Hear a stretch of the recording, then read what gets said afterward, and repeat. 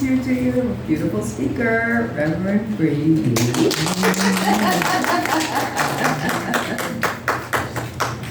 Reverend Bree was born in Chicago, Illinois, where all her formal education was conducted. She has a B.S. in Recreation from George Williams College. When Reverend Bree completed college, she came back to San Diego to spend time with her grandmother, and she was the person who mostly nurtured her morals and probably gave her introduction to spiritualism. She was introduced to the Church of Universal Masters, and Reverend C.B. Mitchell was her teacher and mentor. She was mentored by her aunt. Reverend Bree started to attend classes between 85 and 1985, and this was when her formal introduction to spiritualism and Space Brothers began. After completing all required classes, she started as a healer and assisted with all aspects of the church program. Reverend Bree progressed to licentiate minister and was introduced to spiritualism church throughout the San Diego area. She spoke and gave messages to a broader audience, and after Reverend Bree took her test and wrote a paper about her standards of spiritualism. Her paper was submitted to Universal Church of the Master, and Reverend Bree was ordained in 2000. UCM maintains her certification and internationally recognized license. Reverend Bree's a very special lady who has served at our psychic fairs here and spoken at the church here for many, many years, way before me. We're so grateful to have her share her wisdom with us today. Let's welcome warmly, please, Reverend Bree Mead. I have a shorter one as asked. For the future. Good morning, everyone, and thank you so much for your patience this morning. I'll tell you afterwards, but last time I looked at the clock, it was 10 o'clock. So. This morning's scripture comes from the first book of Timothy, the 4th chapter, the 12th verse. Let no man despise thy youth, but be thou an example of the believers in word, in conversation, in charity, in spirit, in faith, and in purity. May the Father bless his words in the ears of the goodness. This morning, I would like to share some thoughts. It's funny, Reverend C.B. is here. If I had known that, I probably wouldn't have been panicking so badly. Should have known better. But anyways, these are some of the basic beliefs and theologies that I was taught when I was going through my training as a licentiate minister, even before I became a minister. I never even thought about becoming a minister until one day Reverend C.B. said, "Want to take your test?" Test. Okay. So this morning, I would like to share with you the importance of positive thinking. Positive thinking. Now, I give my hat off to Diane. Diane, several years ago, did a sermon where she talked about positive energy, positive words, and she put it on water or wrote it or put it on a vessel for drinking. And they were positive words of energy, positive thoughts, encouragement. And there was a study that was done, and she related the information about how positive energy affects us and how negative energy affects us. And we are all open to different thought processes. But the most important, and the one that we should keep in the forefront of our minds, is positive energy. Because thoughts are things. That was one of the things Reverend C.B. always would say. Thoughts are things. And when you think negative thoughts, you create a negative vibration. When you create a positive thought, you are creating a positive vibration. And isn't that what we want to surround ourselves with at all times? Positive energy, positive vibrations. Because what we think, we become. And I have something here. This was by Mahatma Gandhi. And I was going through several different things last night. It said, keep your thoughts positive, for they become your words. Keep your words positive, for they become your behaviors. Keep your behavior positive, for your behavior becomes your habits. Keep your habits positive, for they become your values. Keep your values positive, for they become your destiny. Your thoughts can create your reality. Whatever your reality is that you see for yourself, that you want for your future. Because if we're constantly thinking, oh, I'm not going to be there, I'm not going to make it, I don't have enough money to last through the end of the month. And then if we think positive, like, well, I know I can stretch this out. I know payday is right there. This can work. You don't have to go to the negative side.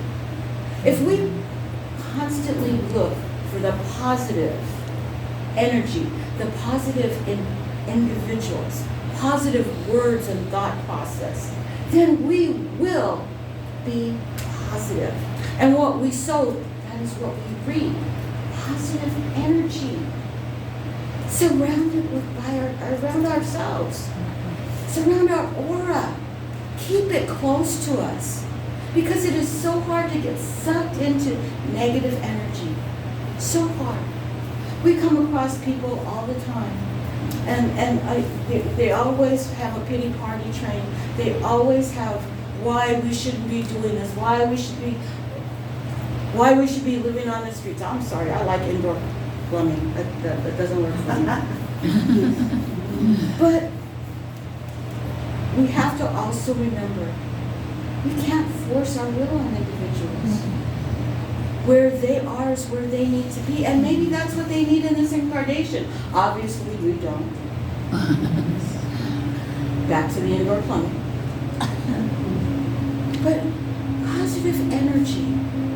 We have to pray for those individuals that they are where they are and they are getting what they need, whatever it may be. And if it means that they have to experience a lack of shelter, a lack of food, a lack of companionship, a lack of whatever, a roof over their head. If that's what they're meant to experience in this incarnation, God bless them. And may they experience it and move forward. Because they're for the grace of God. We could each be there. And Ricky, we were talking about apocalyptic things, what if, yesterday, because there was Ricky's family reunion yesterday, which was a big thing. This has been a very big weekend, believe me. But we were talking about apocalyptic. What if, how we were looking at the people as we were going north, under the freeways and under the bridges, along the sides of the roads. And he was saying, that's how, you see those futuristic movies, and you see people living, like under freeways. And I'm like, well, yeah, usually it's after an apocalypse. It's not just because you decide to leave your house and stop paying your bills and move out underneath the bridge. But I let him go on, and I had to remind myself that we all have our different thought processes. And sometimes, even though I don't think Ricky's ever had any formal training, He's a very spiritual, intuitive person. Very much so. Because he grew up basically in this church, and around this church, and around spiritualism. And anyone that grows up with that, it rubs off. It really does. You tend to think more positively as an adult if you grow up with that through the church. I know growing up in the Catholic Church, I remember the nuns, the rulers, anyways, but it was given in love. It's like river and flow. Supposedly. But laughter, joy, patience, understanding, peace, love. Those are the things that we should draw ourselves to, that we should look for. And it's so wonderful to have people that are around us with like thoughts and like feelings. We shouldn't just have to be able to come to church to find like-minded people. We should be able to find them out in our world, within our immediate world. Our extended world, well, we expect negative energy, we expect positive energy. We expect people to have different thought process than us because we weren't all taught by the same people. We have different thought processes. And that's good because that allows us to grow, to be independent, to share thoughts, and to interact and learn from each other. Because what you may have learned from someone, and I learned from someone else, or from my growing up, we share or exchange our values, and we have an understanding on how to move forward. So that's an important part of life, is learning how to take what we absorb, the good, the bad, the ugly, and then turn it into something positive. Find the good in every single thing. They say one good thing, a nice thing, to somebody that just really aggravates you. That can be so hard sometimes, especially when they're just like, just rattling at the back of your ears and just taking that stick and just digging it into that wound. But anyways, find the positive. We could always find something. You know, I love your smile when you smile.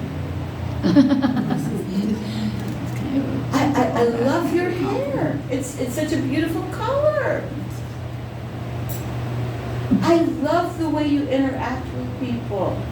You have just a way of exchanging vibrations.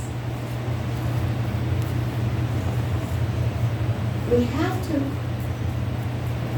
think about how we are able to turn things around. Because we know life is not easy.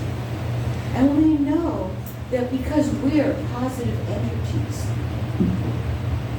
that we sometimes might attract a negative vibration or two because of somebody wanting to be like us, wanting to be like-minded, even though they bring along a lot of not so kind energy with them. They're a box of rocks, so to speak. We all have our box of rocks, but let's try to make them a little bit lighter, smaller, positive. Hey, let's turn those rocks into gemstones or crystals. Then you might not mind dragging around your box of rocks.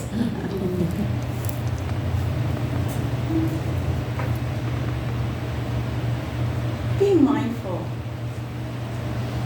of what you think, because thoughts are things. And it's so easy to say. But when you find yourself getting entangled into someone else's vibration, and you're like, oh, here comes, they're gonna ask me for, they always want something, and they never want to exchange or give anything back. They always want to give. You know, take, and they just want you to give constantly.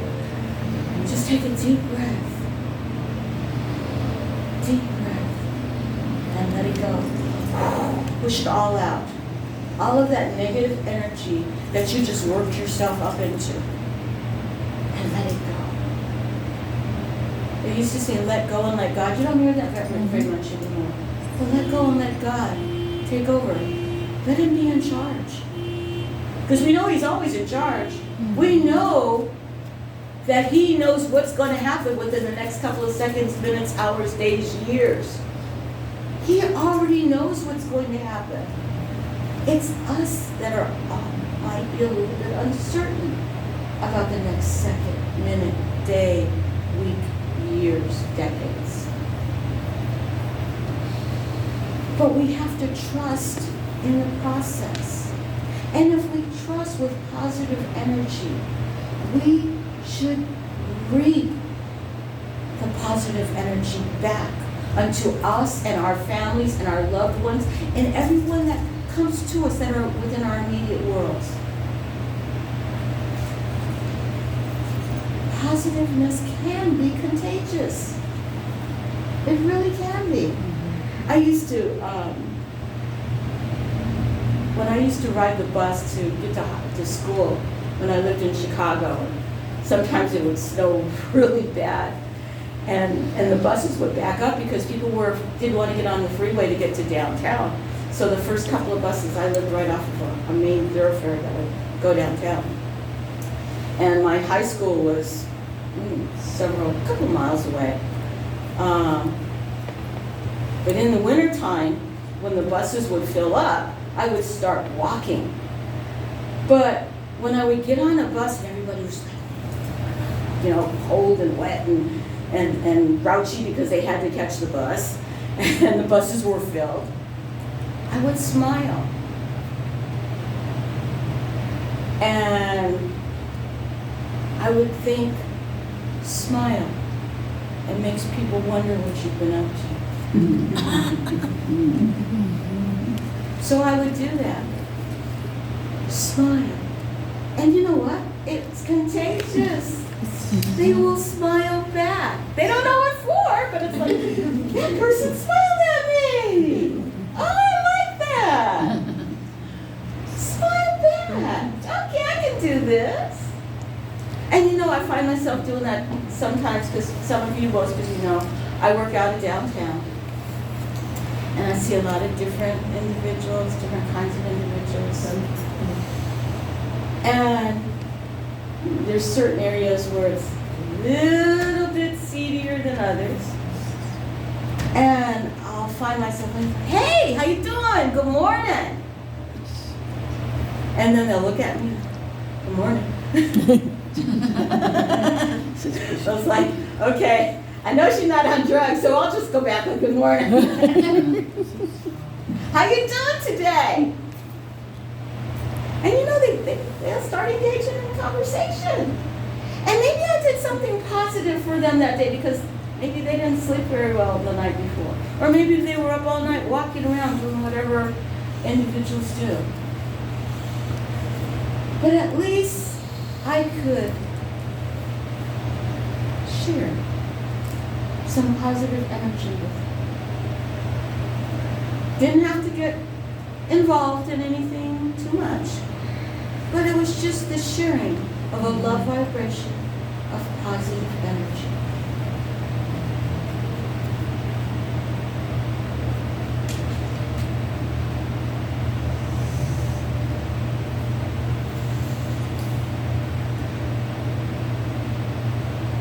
When we visualize in our mind's eye and within our heart what we want for our futures in a positive energy thought process, we can make it happen.